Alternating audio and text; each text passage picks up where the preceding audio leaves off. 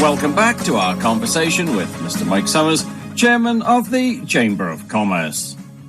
And perhaps just widening this out, Mike, and going back to, you were talking about 7% being charged on mortgages, which is high in world terms. Very high.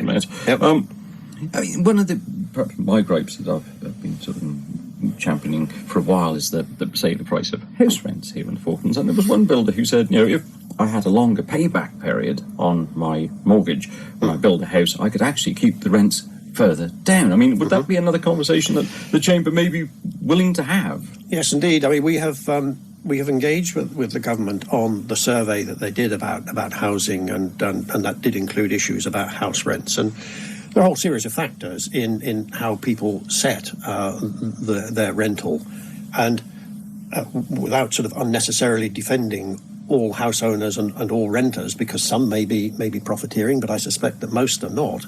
Most of them will be setting their rents at a level that reflects the cost of building and operating those businesses to give themselves a fair return on capital invested. Indeed, yes. But if you had what I'm saying is, if you could get a longer return, period to repay the capital, yes. if you're not a company that can afford to slap it down on the table, then of course you're going to have to put your rent up, because if you're told you have 15 years to get that money back, then whatever it is divided by 15 years plus fair wear and tear and all sorts of things. No, you're absolutely right. That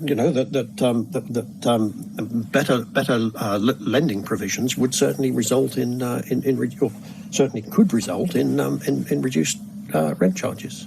So that was a conversation that could well be ongoing amongst, what sounds like a whole suite of things you really want to be talking about. Absolutely, and we have already approached the bank and said that we would like, as the Chamber, but perhaps bringing together some other people, perhaps bringing together the other business representatives from the RBA and FITA and FIFCA, and maybe the Development Corporation, and get together as a group of people who represent the interests of business to have a discussion with the bank about what their longer term plans are, because they certainly haven't been open about what they might be. And in a situation where there is no competition to the bank, why can't they be open about what they're planning to do?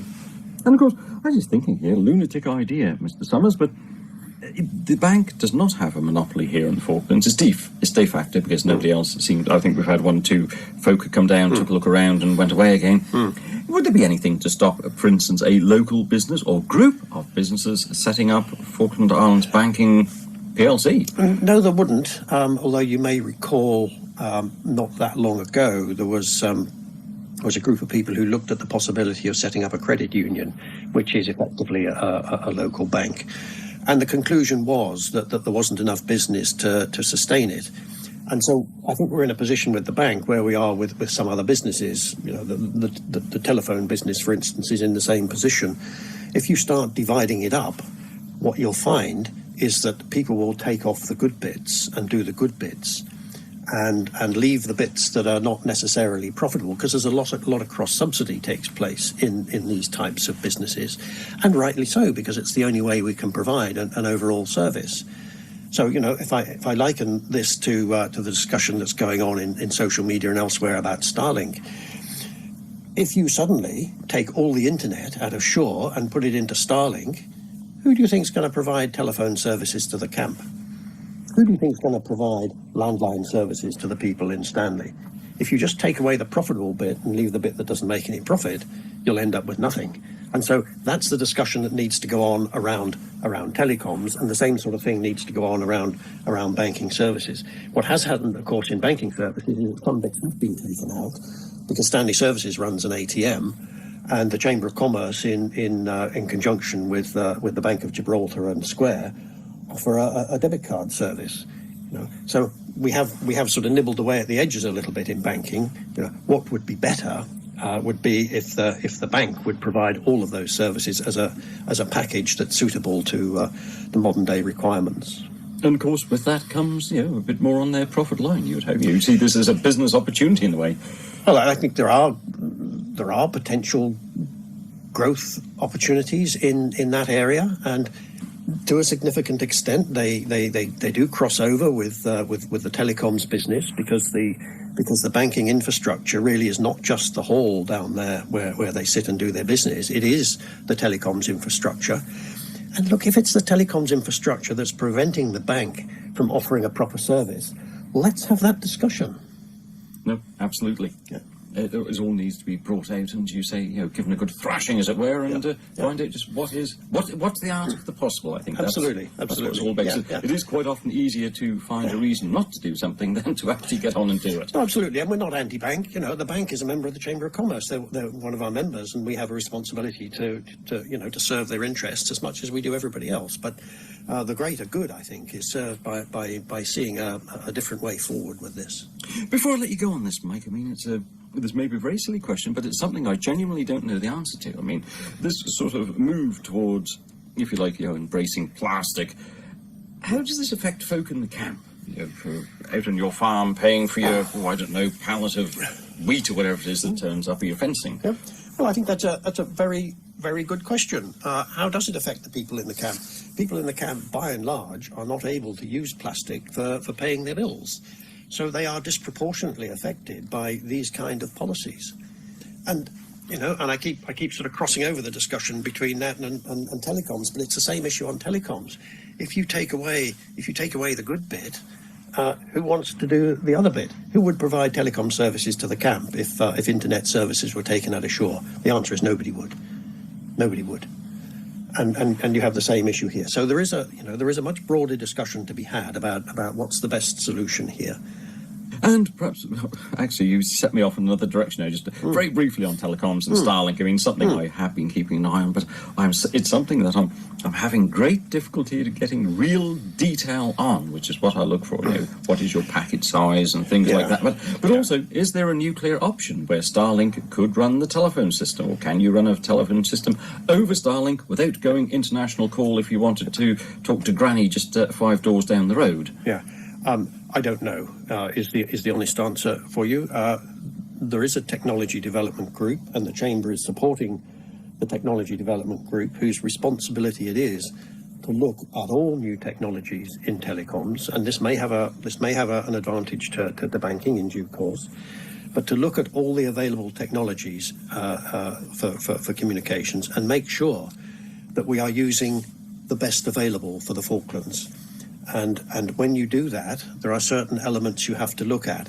It's not just whether you can download Netflix at a much cheaper cost at certain times of the day. There has to be 99.9% reliability and 99.9% security. Big issues for us, given our geopolitical location and the issues that surround that.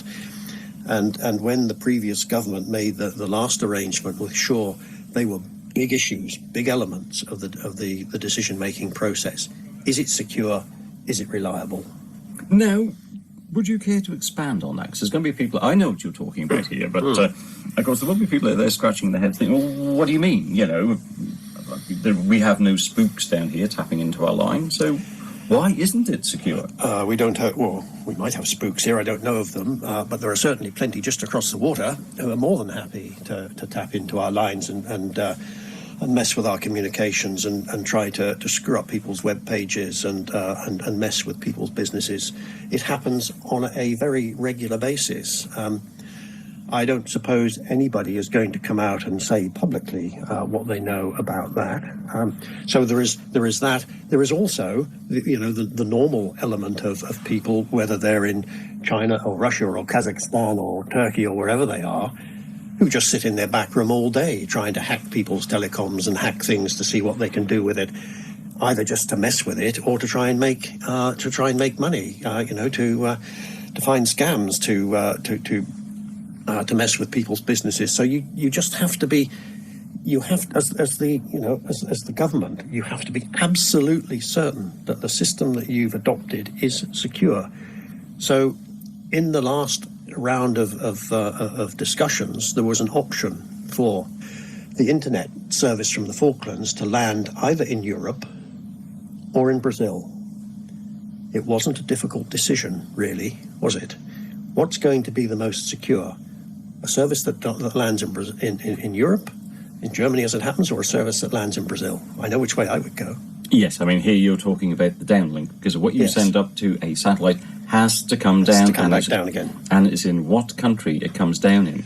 And how reliable is the system there? How, you know, what degree of integrity is there in the system there that's accepting the downlink, and how easy is it for people to infiltrate that system? Indeed, yes, and of course it's the I presume fibre optic, and where that goes after that. I mean, it's a huge sort of subject. It is a big issue, and the Cartesian report that was done to support the decisions around telecoms is a public document, and I would thoroughly recommend all the commentators on social media and elsewhere to get a copy of it and have a read, because it's just good stuff. It goes through all of these issues, and it sets out the pros and cons of doing certain things.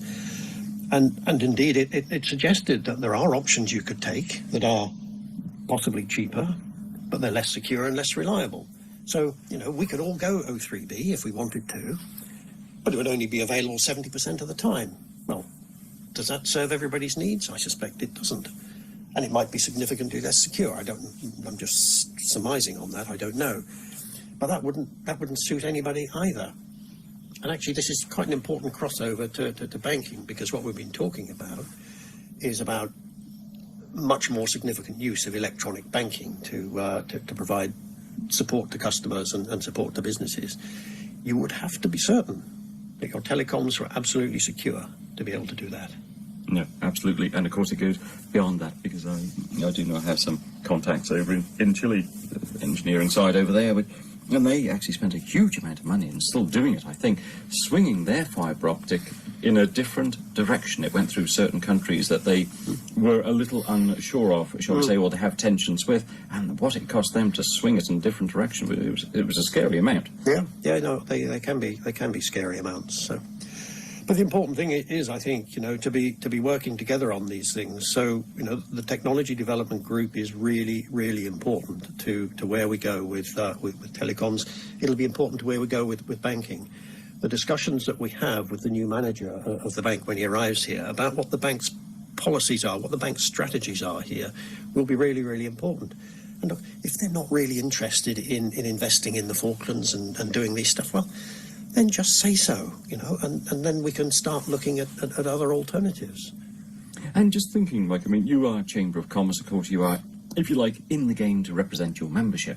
I just think you're going to, if you have these conversations, and sometimes it happens, these conversations happen and nothing is ever heard by the public ever again, if you know what I mean. And I fully understand and accept there are going to be certain things you are talking about that are commercially in confidence, that cannot be brought out into the public view. But I just wonder, do you think there'd be a mechanism from the Chamber, even though perhaps it's not your job, to try and feed this out into the wider community? You know, I think it's healthy to talk about these things and have a debate. Absolutely. And have a better understanding. Absolutely. And at the end of the day, I'm a Democrat. You know, I've always come from that position.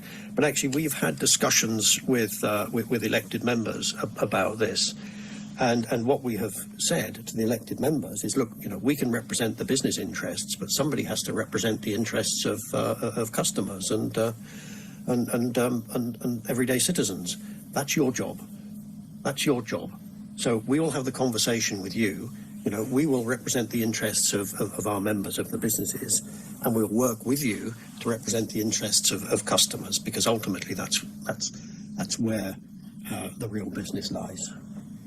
We are all in this together. We are all in this together. You know, it is not a very complicated economy here. It's not a very complicated society.